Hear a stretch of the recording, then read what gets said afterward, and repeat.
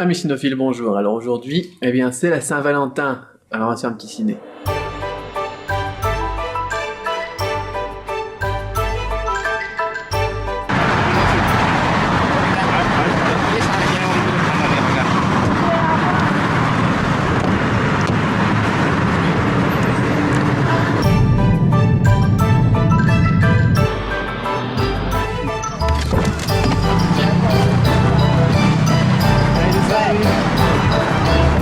Ok, le film commence dans 10 minutes.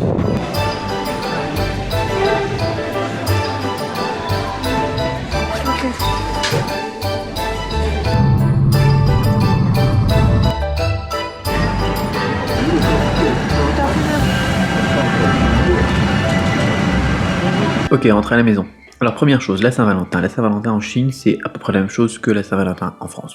Voilà, ça sera tout pour aujourd'hui. Blague à part, effectivement, voilà, c'est un peu la même chose qu'en France. Les fleurs sont plus chères, les cinémas sont pris d'assaut le soir. C'est un peu pire qu'en France d'ailleurs parce que y a beaucoup de monde ici dans les grandes villes, donc du coup, c'est très difficile de trouver une place dans des restaurants ou des trucs comme ça. Mais même en France, c'est kiff bourrico, j'ai envie de dire, c'est presque pareil. Ouais, une fête commerciale quoi. Ah ouais, au sujet du film, je vous ai le petit signe comme ça, pas terrible, dans le taxi en rentrant, parce que c'est censé être un film drôle. C'est un film donc qui est produit ou dirigé par Zhou Xinchi, qui est un acteur que j'apprécie fortement. Il m'a vraiment fait beaucoup rire, notamment avec le Tahua Shio. 啊，我真的不行啊！我跟你说，你妈个头啊！你完没完啊？我已经说了不行了，你还要完全不理人家，受不了你！ C'est franchement l'acteur comique le plus marrant que j'ai jamais vu de toute ma vie. Acteur français compris. Tant pour les films comiques, la France elle est pas si nulle que ça. Elle se place même plutôt bien.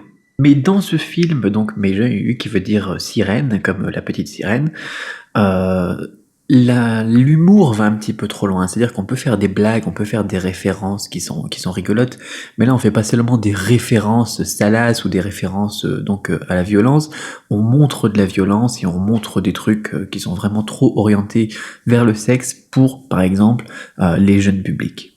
Donc pour ça, je suis vraiment déçu donc de Zhou Xinchi parce que j'ai pris mon fils avec moi et c'était vraiment pas terrible. Même moi personnellement, bien évidemment, j'ai eu quelques bons fous rires, mais il y a certaines blagues qui m'ont laissé vraiment de marbre parce que c'était vraiment trop nul, trop bas quoi. Déjà pour un étranger, quand tu comprends toutes les blagues, c'est qu'il y a un problème, c'est que le niveau de langue, le niveau de culture à l'intérieur est vraiment trop bas. Mais alors là vraiment c'était pas terrible. En plus la salle était remplie. On est allé le matin au cinéma parce que le soir c'est impossible d'avoir des places au cinéma quand c'est la Saint-Valentin, donc on est allé le matin et la salle était déjà remplie quand même. On avait réservé nos billets sur internet quand on était sur la route là avec le chauffeur, et il y a vraiment beaucoup de blagues et la plupart donc du film où personne ne riait quoi, personne. C'était calme dans la salle et ça c'est vraiment pas marrant, ça veut dire qu'il y a vraiment un mauvais côté. Ça veut dire qu'il y a vraiment un problème avec le film. Et donc après j'ai posé questions aux chauffeurs de taxi, posé des questions à mes relations chinoises, etc. Et ils sont de cet avis-là aussi, ils ont trouvé ça pas marrant du tout, par rapport par exemple à Hommes font une 3 qui est sorti il y a peu aussi, et qui est avec Andy Lau et tout ça, qui est un film qui est pas censé être aussi rigolo que ceux de Zhou Xinchi, qui pourtant là il fait vraiment rire tout le monde. Mes beaux-parents sont allés le voir ce matin et je regrette de pas avoir choisi ça. Alors par contre il y avait un message que j'ai vraiment apprécié, c'est pour la protection de l'océan, qui est aussi contre le massacre des dauphins dans je sais plus quel pays. On a même des visuels très clairs qui sont vraiment contre ce pays en question, voyez plutôt. Attention, âme sensible, s'abstenir. Trop tard, donc on n'a pas pu faire quoi que ce soit, les dauphins sont morts, et là j'ai vu, oui, les 33 globicéphales morts sur la plage. Voilà, au niveau politique, le message est pas mal, mais au niveau du film en lui-même, c'était pas terrible. Voilà, alors normalement le dimanche, je prépare un podcast audio, vous allez pouvoir retrouver sur iTunes, mais tout n'est pas encore finalisé, vous allez pouvoir retrouver ça probablement dimanche prochain. C'est un sacré boulot, donc ça sera des podcasts seulement audio disponibles sur iTunes et bien évidemment sur vos lecteurs de podcast, sur téléphone et sur ordinateur et tout ça. Comme j'avais un petit peu fait avec les podcasts TLC, LC, CCV, sauf que là ça sera tourné seulement vers des experts, je vais interviewer des experts, dans plusieurs domaines, que ce soit dans le domaine du cinéma, justement dans le domaine de la création d'applications pour apprendre le chinois et les langues, etc.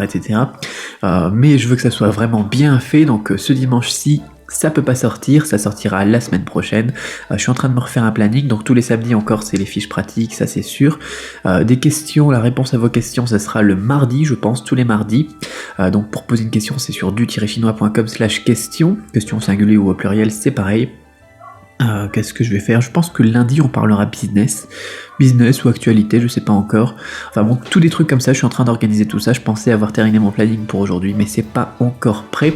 Donc je ne peux que vous souhaiter une excellente Saint-Valentin. Alors actuellement les vlogs, ils ont toujours un jour de décalage parce qu'avec le montage et l'upload et tout ça et la censure en Chine qui est renforcée par la période du Nouvel An chinois, c'est un petit peu difficile. Donc une bonne Saint-Valentin pour hier et une excellente semaine. Je vous dis à demain pour une autre vidéo. Bye bye.